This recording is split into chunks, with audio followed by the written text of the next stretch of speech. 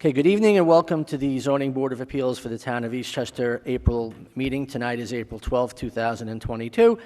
We begin our meetings with the Pledge of Allegiance. Please stand. Allegiance to the flag of the United States of America and to the republic for which it stands, one nation, under God, indivisible, with liberty and justice for all.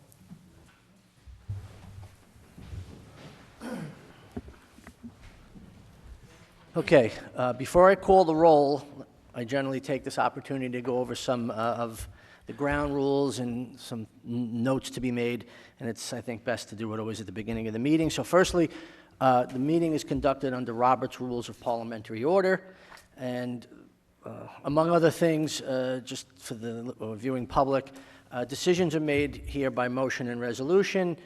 People generally address the board when recognized by the chair. We will be proceeding as I call the roll on resolutions and then new matters. I'll explain now with new matters. Your application and all the documents are marked as submitted. They are now a public record. So you're under no obligation when you present to read the entire application or tests. If you feel you'd like to, you may. It's not either going to help or hurt your application. And I generally ask an applicant to just summarize their application. And then after that, as a general rule, the board will ask questions or make comments.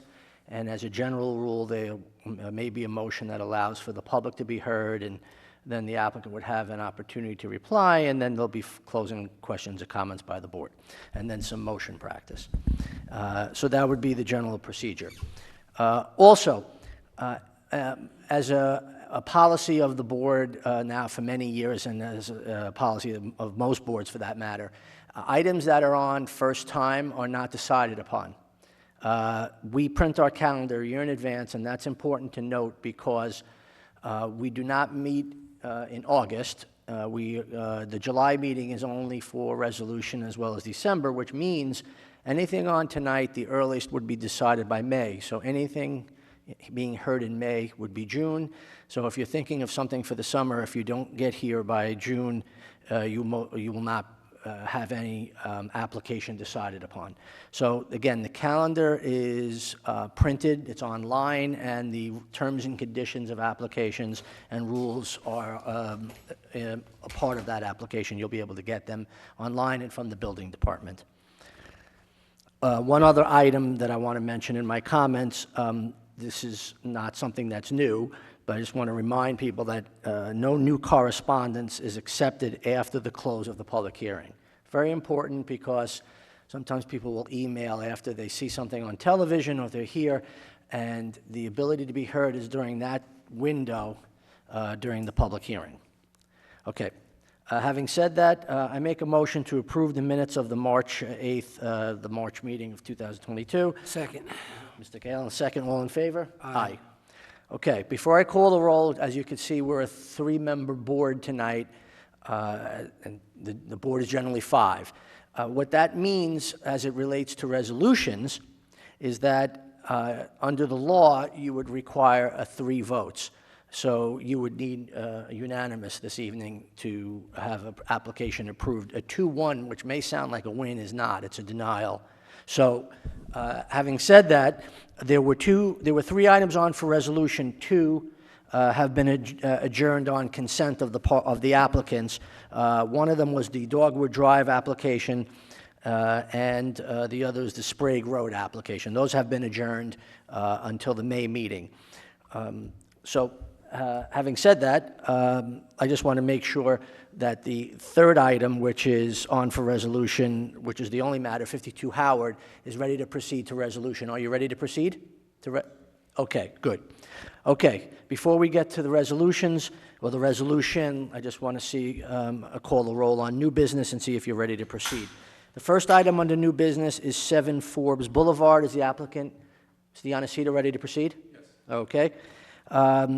The 106 Fisher Avenue, Mr. Yanacita, ready to proceed on that as well? Good. 60 Morgan Street. Yes. The applicant here ready to proceed? Okay. And 3 Southeast Way. Okay, applicant's not here yet. Well, it's the last item on the calendar, so when we get to it, if not, we'll adjourn it. Okay, so let's go to the resolution calendar, and our only item is 52 Howard Avenue. That's application 22-07. I make a motion to approve this application. Is there a second? I'll second. Mr. Cahalan. Vote, Mr. Cahalan? Yes. Mr. Nerzia? Yes. I vote yes. It's been approved 3-0. Okay? Now, let's go to new business. We'll start with 22-11-7 Forbes Boulevard. State your name and address for the record, and you can proceed with your presentation.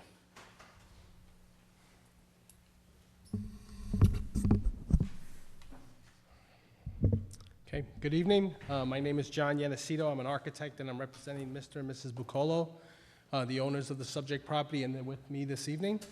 I'm going to come up to the drawings. It'll be easier to go through it.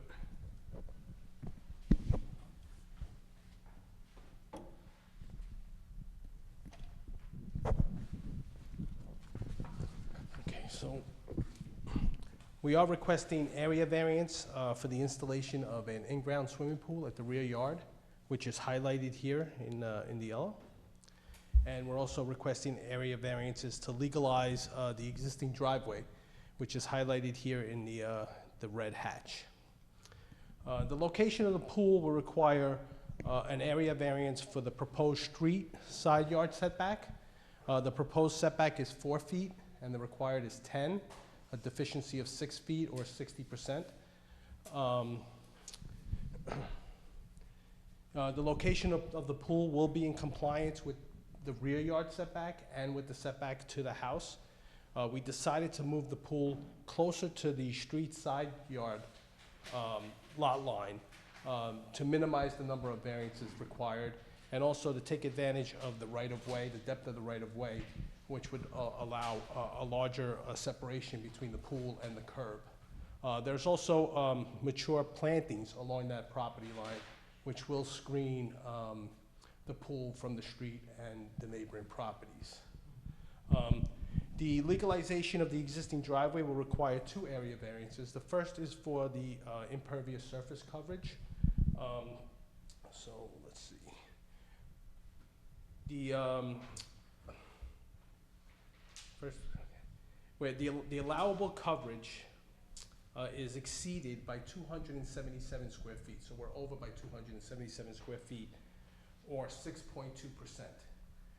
The second variance for the driveway is the driveway width, where the width of the driveway is exceeded by 12.8 feet, or 64%.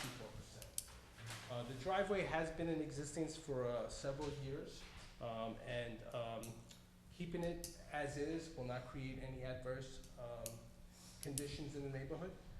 We're also proposing to install dry wells to capture the increased runoff from the driveway footprint, if approved. Thank you for your time, and I'm happy to answer. Thank you, Mr. Yanacito. I appreciate your presentation. This time, we'll see if the board has any questions or even comments. Mr. Cahalan? Yes, John, could you tell me the actual curb cut? What is the width? 20 feet. It's within compliance? Yeah, it's either 20 or 21, but the actual, the front of the driveway here is actually 20 feet, right here. So it flares out a little bit, so the curb Yeah, I cut. noticed. It flares out. Curb cut is in compliance. Okay. And this portion of the driveway is completely in compliance. It's just this additional part off to the side.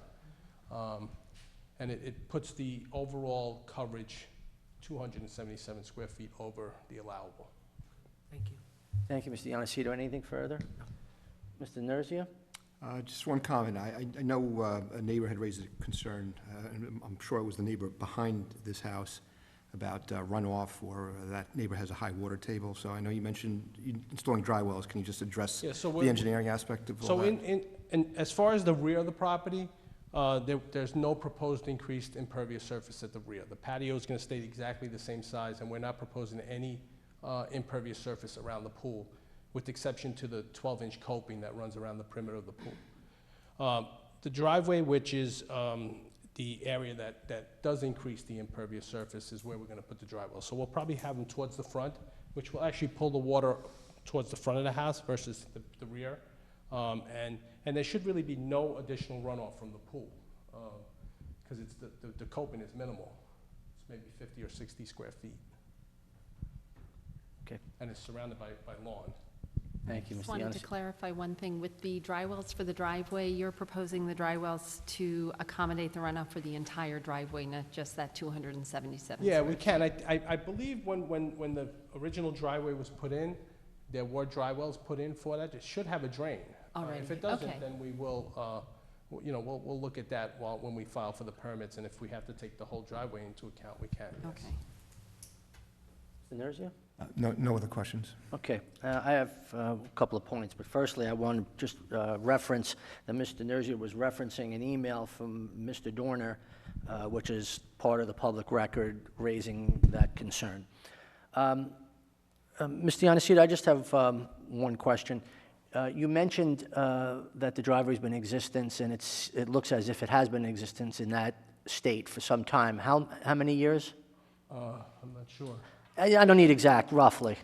When we originally had the house, that whole side was paved. You may, if you don't mind, come to the up. podium. Yeah, we have a stenographer, and they'll have an impossibility to try to figure out who's saying what. Yes. Stephen Bucolo, the owner of 7 Falls Boulevard. The question was, the original driveway was paved on that side, and it was not, we never changed it from when we bought the house. So that was originally paved there, and then there's a little portion that's just past that, maybe about a 6-foot portion that has gravel on it, and that's it. And how long has that been there roughly, since you've had the house? That's been there since I've been in the house, so I've been there since 2016, Okay, January. all right. Thank you. Yo. Okay. Yes. Okay, so it was there prior to that also. I'm just not sure how long before Okay. that point. Thank you, Mr. Yanacito. Okay, I have nothing further at this time. I make a motion to open the public hearing on this matter. Is there a second? Second. Mr. Cahalan, all in favor? Aye. Would anyone from the public like to be heard on this application? Okay, seeing no one, I make a motion to close the public hearing. Mrs. Yuli, I just you're not wanted really to- a member of the public, but you may, No, but I can speak. please. And this might have already been clear, but I just wanted to clarify that Mr. Dorner, I spoke to him today, and he didn't seem to have any objection to the application. But just like everybody these days is so concerned about the consequences of what a neighbor does related to drainage. So, as you said, that's not going to increase impervious surfaces. I think the pool is fairly far from his house under any circumstances. But I also wanted to make it clear he wasn't objecting, he just curious about the drainage. Thank you, Mrs. Yuli. And you know something, I appreciate your characterization because, of course, this email is part of the record and you're allowed to do that. As I tend to frown on it because people make the effort to be here. And just for this reason, that sometimes it's hard to judge the tenor of someone's comment or complaint. I appreciate you clarifying that. So having clarification on that, I make a motion to close the public hearing on this matter. Is there a second? Second. Mr. Cahalan, all in favor? Aye. Okay, back to the board. Mr. Cahalan? No more questions. Mr. Nerzia? No questions. Mr. Yanacito, I appreciate the presentation. I had asked those questions about the existence because, as a general rule, I guess because I'm Jesuit educated, the idea of seeking forgiveness rather than permission really didn't work for me in grade school. But I think in this instance, it makes and explains that since there has not been a water runoff issue there, it really gives you the test of time to a certain extent about how it would be a detriment in the neighborhood. And the other issue that we've had townwide, which is really not a concern for me here, is the curb cutting, because we're concerned about if people cut the curb wider than they're cutting it, you're losing spaces. But that's, of course, also more applicable in older parts of town. And in this area, there's less street parking. And you've mitigated and explained that really the pool is a side yard that is really almost like a rear yard. So I think you've adequately answered the 5-part test as far as I'm concerned, particularly as it relates to a detriment to the neighborhood and whether it's out of character. It's just my commentary. Anyway, I make a motion to adjourn this application for resolution at the next meeting. Is there a second? Second. Mr. Cahalan, all in favor? Aye. Thank you. Thank you. Okay. Okay. New business item number 2, that's 22-12. This is 106 Fisher Avenue. Okay, good evening again. My name is John Yanacito. I'm an architect, and I'm representing 106 Fisher Avenue LLC, the owners of the subject property who are also here this evening. We are proposing interior alterations to the existing mixed-use office and residential building located at 106 Fisher Avenue. An application for this property was submitted and denied back in November of 2021. The previous application increased the non-conforming parking by 2 parking spaces.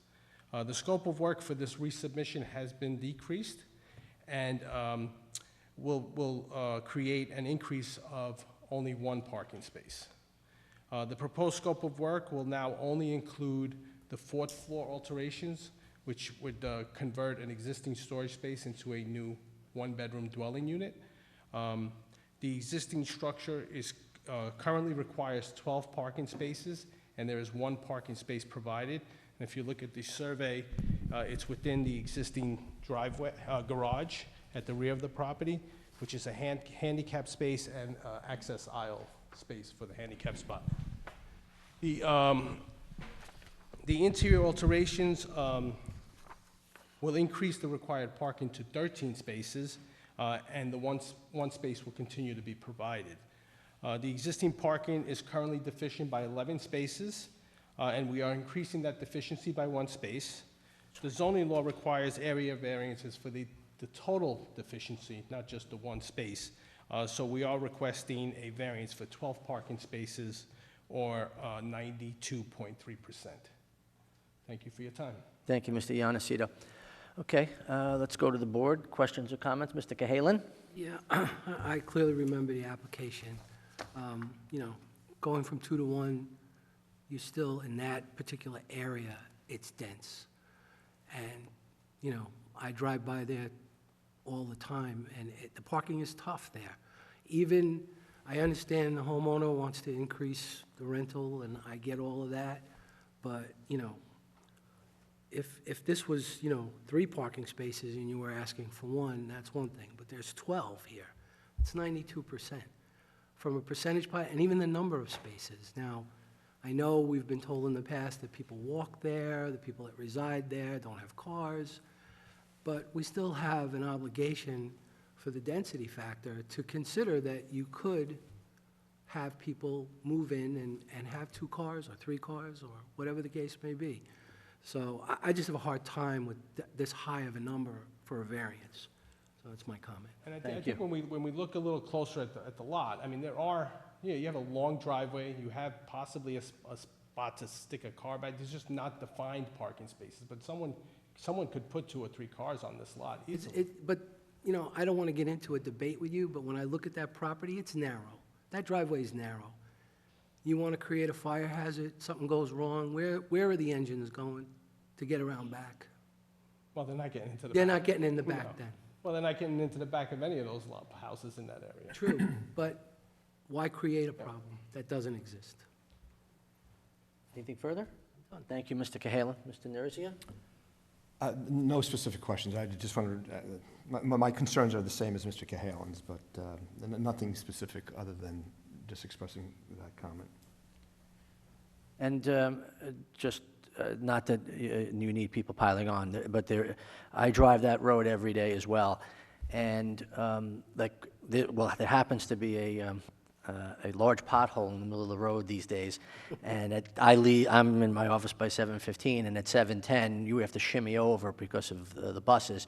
There's almost nowhere to move a car while you're waiting for a bus to come through. But look, you've made an application, you've made a compelling argument about the character of the neighborhood, and you're going to get a fair hearing for sure. So I'm going to make a motion to open this matter to the public for the public hearing. Is there a second? Second. Mr. Ganlon, all in favor? Aye. Would anyone from the public like to be heard on this application?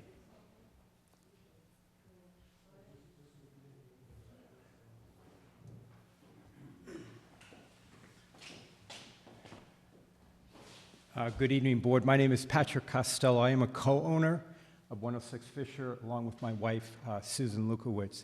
And we're requesting the Board consider this application in light of the fact that we're looking to, put another apartment up there. We don't believe that it will severely impact it. We're there, or my wife is there, pretty much every day. I know there's a lot of activity. The parking around there, generally you can find spaces. I know that there's a restaurant next to it. The only time that you find issues, in my experience, is Friday night with that, and maybe early Saturday. But Friday night is usually the worst day based upon the restaurant, Pulpatina. So again, we would ask that the Board consider it. Right. I'm there all day long. Excuse me, if you don't mind speaking speak to at my... the Yeah, mic. our stenographer gives us Sorry. minutes. No need to apologize. Proceed. Susan Lukowitz, I'm there all day long. I have my office in there, and I am there all the time. I have never had problem parking during the day, and you have to remember, even though the property requires all those spaces, there aren't 12 cars there, and we leave at a certain time, and that frees up more than 50% of those spots. So even though we're required to have 12, it's not 12 overnight or all day long. It doesn't really need 12 spots. That's a number that was assigned to the property, but it's not a realistic number. And adding one more one-bedroom apartment isn't going to change anything that much, in my opinion. And I'm there all day, so I see what goes on. Okay. Thank you. Okay, thank you. Thank you. Would anyone from the public like to be heard? Okay, seeing no one, I make a motion to close the public hearing on this matter. Is there a second? I'll second. Okay, all in favor? Aye. Okay, Mr. Yanacito, anything? No, I just to restate what Susan had said, that, yes, the office space is occupied during the day, the residents are occupied during the evening, so when the offices are empty, those cars are leaving, the residents are coming back from work, so it's kind of a swap of the parking spaces. 12 parking spaces for that lot is a very high number. I don't think they'll ever get 12 cars for that building. Okay. If you Can't- could can't come, talk from yeah, there. please. You come up to the mic. Please come to the mic. Sorry about that. Just to clarify, there are only 2 apartments there right now, so there would be 3. There are 2 apartments, we're adding 1. Thank you. Thank you. Okay. Mr. Cahalan, any questions or comments of No. the applicant? None. Mr. Nerzia? No. I don't have anything further. I'll make a motion to adjourn the matter for resolution at the next meeting. Is there a second? Second. Mr. Cahalan, all in favor? Aye. Thank you for your Thank you. presentation. Have a nice evening. You too, thank you. Okay, item number 3, 22-13, this is 60 Morgan Street. If the applicant could come forward, state your name and address for the record, and proceed.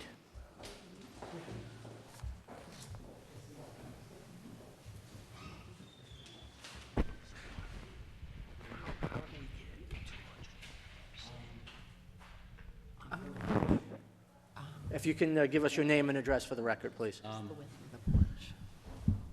The owner, we're the Jane Dimes and Architects. I'm representing it. Okay, We are proposing a second floor balcony. We technically replacing a nip roof on an existing first floor open porch. okay, Pretty much that's it. There's no other way I have 4'9" on the right side, and I'm reading that I'm requiring 6 feet. That I can reduce the size, the width of the porch, the second floor porch.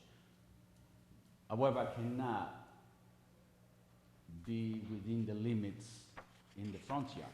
Luciano, can you speak into the Oh, microphone? I'm sorry. No, I that's okay. cannot be within the limits that you required, zoning required. We extended 1 foot because the roof heave right now is protruding 1 foot out. So that's why we put our porch at 7 foot. So I can reduce it, but still would not make my second floor balcony dash deck within code. Okay. So that, pretty much that's what it is. Okay. The second floor porch is to have a door, 2 windows. We have 3 windows right now. And instead of putting 3 windows, we want to put 2 windows and a door. So the clients can, from his living room, can open the door and sit, have a coffee, whatever he likes to do.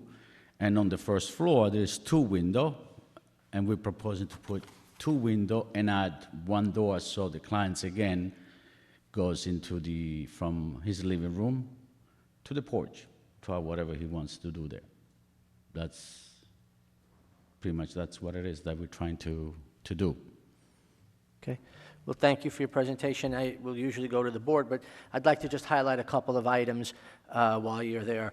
The way I see it, you have this existing, essentially on-grade porch with a roof. It's raised, 4 feet raised, Slight, don't grade, yeah. let's call But- it grade, And then yes. what you're doing is you're using the roof line, putting up a balcony, and you're going to have a terrace up there. Exactly. Okay, and the dimensions in terms of where you're going into front and side yard setbacks are really not changing, you're just adding a second floor to an existing non-conforming? Okay, thank you. Yeah, your presentation was very clear to me, as are the drawings. So let me go to the board. Any questions or comments from Mr. Cahalan? I just want to make sure I'm clear. The actual width of the existing porch right now is 23 feet? So just to be clear about width and depth and everything, but the way the zoning law, so when it references width, it means the length across the front of the facade. So yes, It's 23 feet. yes, so it essentially extends along the entire front front of the facade. house. And so the second floor one is going to just be directly on top of that. Okay. And so We're this, not really increasing the nonconformity of the deck, we're just adding another level. that's correct. So in order, yes, that's correct. The reason it's considered an increase in the nonconformity is because now, rather than a roof, it's another porch, I essentially. understand that. Yeah, I just wanted to make sure that yes, we're not going, it is what it is right now, we're not going beyond that. exactly. That's my only question. Okay, thank you, Mr. Cahalan. Mr. Nerzia? No questions.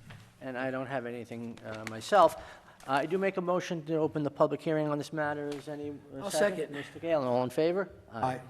Would anyone from the public like to be heard on this application? Okay, seeing no one, I'm making a motion to close the public hearing on I'll this matter. second that too. Second by Mr. Cahalan, all in favor? Aye, Okay, back to the board. Mr. Cahalan? I'm clear. Mr. Nerzia? No, nothing? And I think you've adequately answered the 5-part test as far as it certainly being in character with the neighborhood, certainly not a detriment, and you're not, in my eyes, further expanding a non-conforming use.